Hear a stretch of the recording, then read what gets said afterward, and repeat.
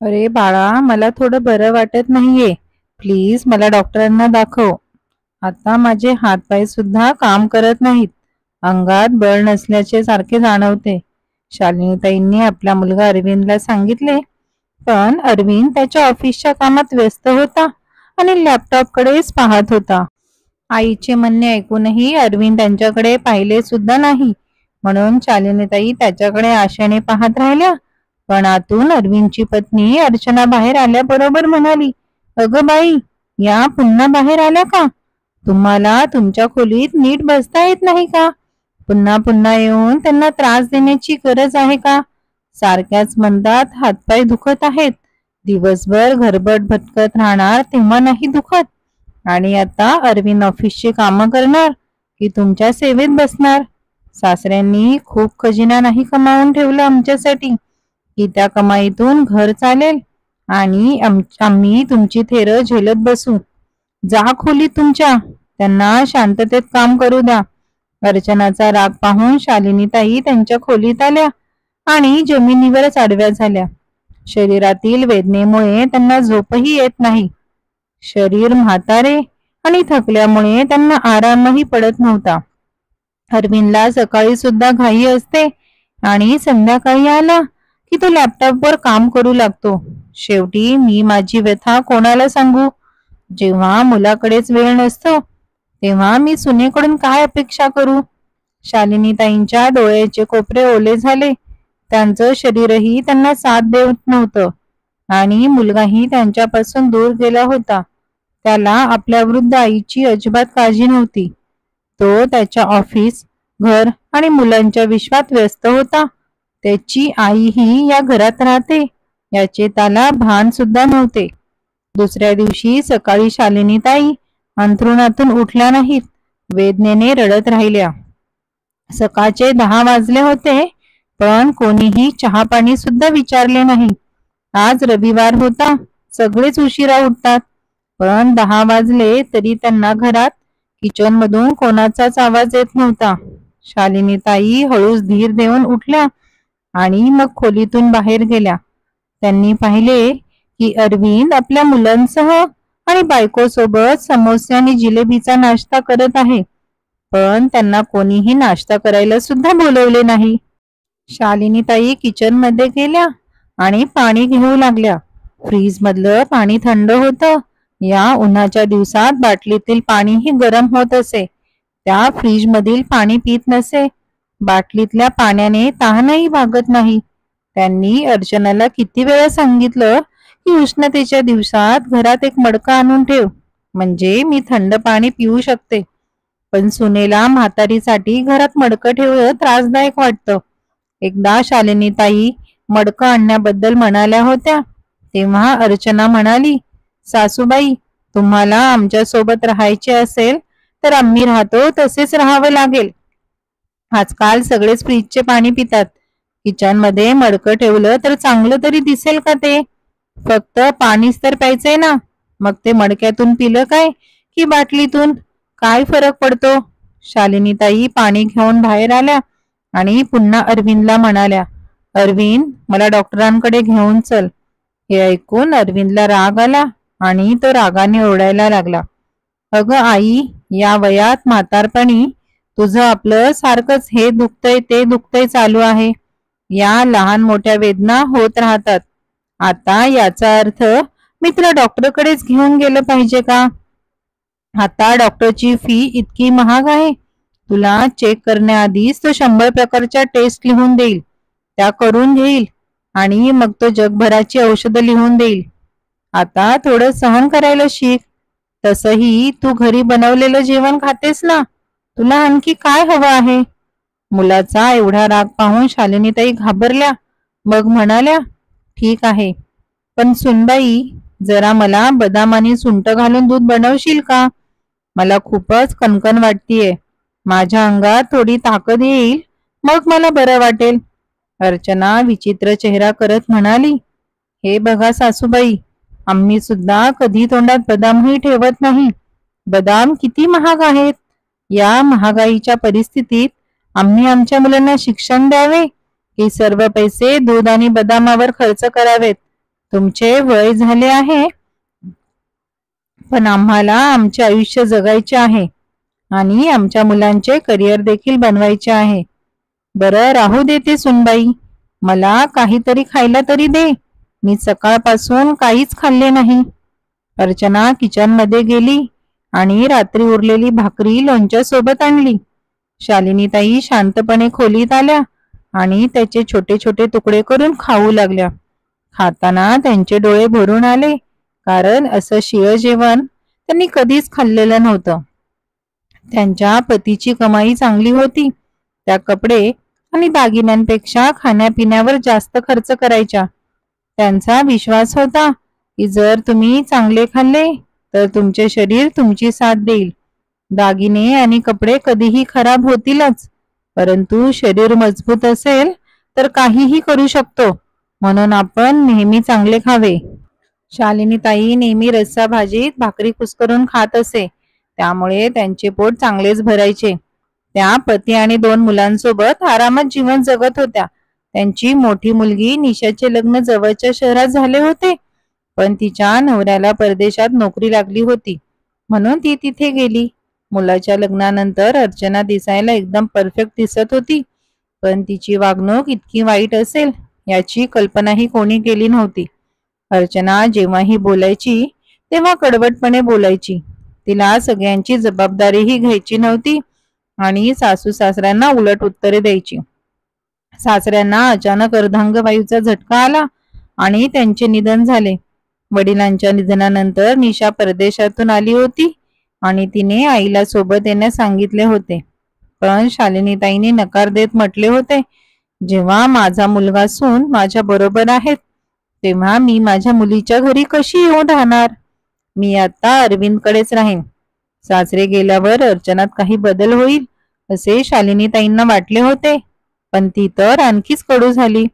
विधवा वृद्ध आईचे दुःख मुलालाही समजले नाही आणि सुनीच्या सांगण्यावरून मुलगाही शालिनीताईंशी खवचट वागत होता.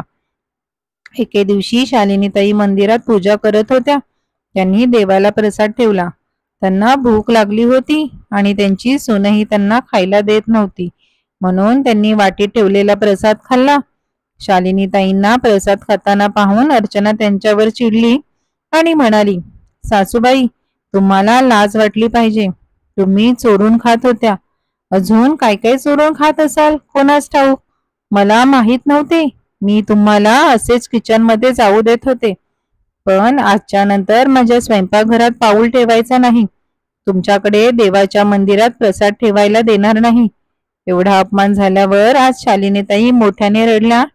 आजकाल त्यांना भूक सहन होत नव्हती. त्यांना वेळोवेळी भूक लागत होती.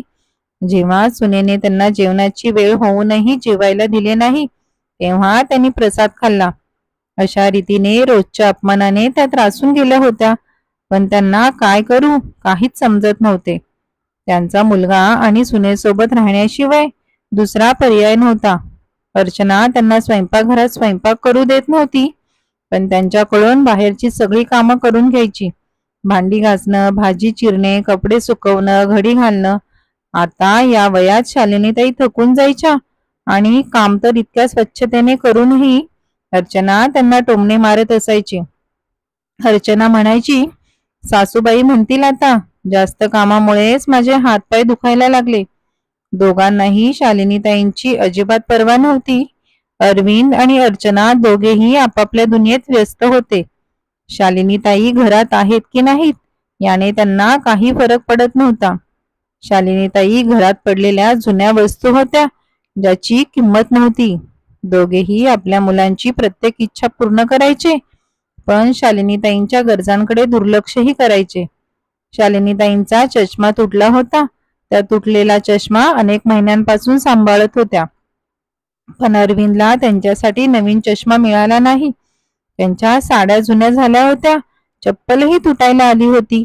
या सर्व खर्चासाठी त्या आपल्या मुलावर आणि सुनेवर अवलंबून होत्या, कारण त्यांना पेन्शन नव्हती. दरम्यान शालिनीताईच्या धाकट्या बहिणीने घरी पूजा ठेवली होती आणि त्यांना येण्याचे आमंत्रण दिले. शालिनीताईंनाही जायचे होते, कारण त्यांना घरी गुदमरल्यासारखे वाटत असे. जेव्हा कधी त्या फोनवर कोणाशी बोलत असे तेव्हा अर्चना त्यांच्या समोर उभी असायची तेथे, त्यामुळे त्या मनमोकळेपणाने बोलू शकत नसे. निशाशी सुद्धा बोलू देत नसे. निशाला भेटून 3 वर्षे झाली होती.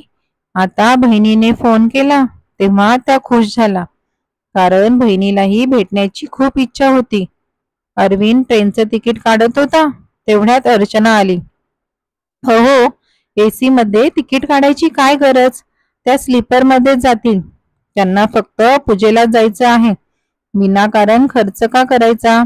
अरविंदनेही स्लीपर मध्ये तिकीट काढले. शालिनीताईंनी ट्रेनमध्ये बसल्यावर सुटकेचा निश्वास सोडला, नाहीतर इतके महिने तुरुंगात जीवन जगत असल्यासारखं वाटत असे.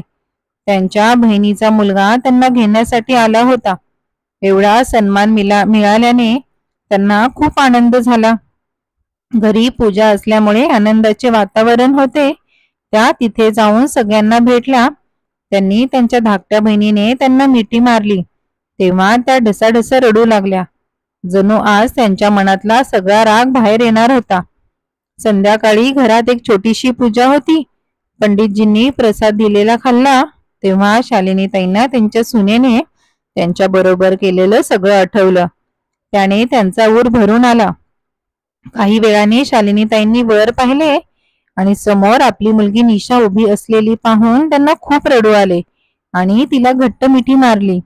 निशा म्हणाली, मम्मी आता रडू नकोस, मी आली आहे. अंकितने बँगलोरमध्ये ट्रान्सफर घेतली आहे. आता तुला माझ्यासोबत बँगलोरला यावं लागेल. मी तुला इथे सोडून जाऊ शकत नाही. तू जेव्हा कधी माझ्याशी बोलायची तेव्हा मला कळायचे की तू आनंदी नाहीस. तू आनंदी राहणे माझ्यासाठी खूप महत्वाचे आहे, म्हणूनच तुला घ्यायला आले आहे. निशाचे म्हणणे ऐकून शालिनीताई म्हणाल्या, पण असं कसं अचानक, तू इथे कशी आलीस? मावशीने तुला पण बोलवलं होतं का? मम्मी, तू इथे यावी म्हणून पूजेचं आयोजन करावं लागलं. मी तुझे तिकीट काढले आहे आणि आता तुला माझ्या बरोबरच यावे लागेल. मला सर्व माहित आहे. भाऊ आणि वहिनी तुझ्याशी कसे वागतात. मला शेजारून कळलंय. काय, तू शेजारी फिरून घरी का आली नाहीस? तू अरविंद आणि अर्चनाला भेटू शकली असती. नाही आई, मी त्या दोघांना कधीच माफ करू शकणार नाही. ज्यांनी माझ्या आईला एवढा त्रास दिला त्या दोघांना मला भेटण्याचीही इच्छा नाही. मला त्यांचे तोंडही पाहायचे नाही. मग शालिनीताईंनी विचारले, तू मला घरूनही घेऊन जाऊ शकत असतीस. मला मावशीच्या घरी बोलवायची काय गरज होती? मम्मी, मावशीच्या नंदेचा मुलगा वकील आहे. मी त्याच्याशी सर्व बोलले आहे. वडिलांनी काहीही संपत्ती मागे सोडली नाही असे बोलतात ना, पण राहते घर त्यांचेच आहे. हे घर तुझ्या नावावर आहे. तू घराची मालकीण आहेस, तरीही तुझ्यावरच अन्याय होतोय. शालिनीताई म्हणाल्या, हो, मला आता माझ्या मुलासोबत आणि सुनेसोबत राहायचं नाही. मला त्यांचा अत्याचार आणि दुर्लक्ष आता सहन होत नाही. पण मी काय करू शकते? निशा म्हणाली, तू त्यांना घर रिकामे करण्यासाठी नोटीस पाठव, तेव्हाच त्यांची अक्कल ठिकाण्यावर येईल. शालिनीताईंनी नोटीसवर स्वाक्षरी करून त्यांना घर रिकामे करण्याची नोटीस पाठवली. तेव्हा अरविंद आणि अर्चना यांना धक्काच बसला. हे बघ, तुझी आई पूजेला गेली आहे स्वतःचे भले करण्यासाठी. त्यांचा मुलगा आणि सून रस्त्यावर आले तरी त्यांना काहीच फरक पडत नाही. आता आपण सामान आणि मुले घेऊन कुठे जाणार? आईचं हे रूप पाहून अरविंदलाही आश्चर्य वाटलं. आईने काही चुकीचे केले नाही, आपणच तिच्याशी गैरवर्तन केले. आपण चूक केली तेव्हा आपण चांगल्याची अपेक्षा कशी करू शकतो? अर्चना, आपल्याला हे घर रिकामे करावे लागेल, कारण आपण दोघांनी आईची जबाबदारी नीट पार पाडली नाही. मग तिच्या मालमत्तेवरही आपला अधिकार नाही. आपल्याला इथून निघून जावं लागेल. आईला आपण एवढं दुखावलं आहे, तिचं मन दुखावलं असेल म्हणूनच तिने हे पाऊल उचललं असावं. नोटीसचे उत्तर आले होते. अरविंद आणि अर्चना यांनी घर सोडले. त्यांच्याकडे पश्चाताप करण्याशिवाय दुसरा पर्याय नव्हता. शालिनीताईंनी घर विकले, मुलगा आणि सून यांच्याशी कायमचे संबंध तोडले आणि आपल्या मुलीसोबत कायमचे राहण्यासाठी बँगलोरला निघून गेल्या, परत कधीही न परतण्यासाठी. अशाच नवनवीन गोष्टी ऐकण्यासाठी आणि वाचण्यासाठी चॅनलला सबस्क्राईब करायला विसरू नका. गोष्ट कशी वाटली ते आम्हाला कमेंट बॉक्समध्ये नक्की सांगा. गोष्टीला लाईक आणि शेअर करायला विसरू नका. पुन्हा भेटू अशाच नवीन गोष्टींसोबत. धन्यवाद.